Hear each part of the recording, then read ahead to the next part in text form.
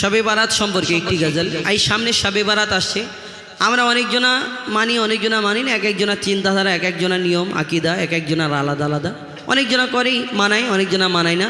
তো যাই হোক, সেটা ব্যক্তিগত ব্যাপার। তো কবি এই শবে বারাত সম্পর্কে কি লিখছে দেখুন।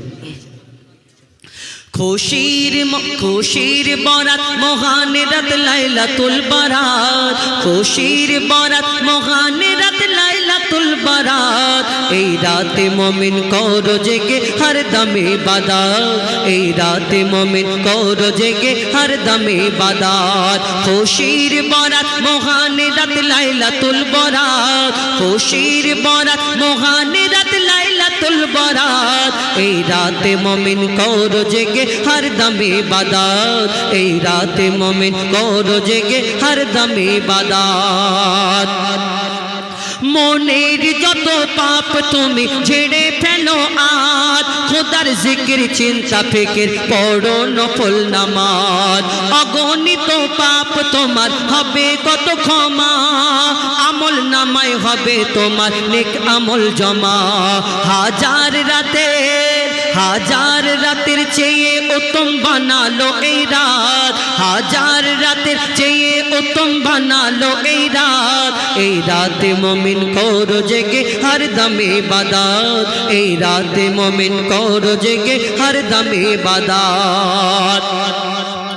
আরশ থেকে ঝরবে খোদার রহম অবিরাম, নিরাশ কে হবে না আজ এই রাত মূল্যবান। পাপের খাতা শূন্য হবে, পাপের খাতা শূন্য হবে, ভারী হবে নেকি। দিলের পিয়াস মিটে যাবে, থাকবে না কিছু বাকি। কত পাপী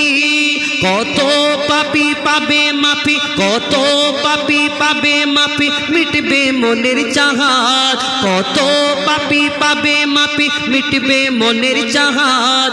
এই রাতে মুমিন করো জেগে হর দমে ইবাদত, এই রাতে মুমিন করো জেগে হর দমে ইবাদত। শেষ কথা, কবির নাম লিখছে দেখুন।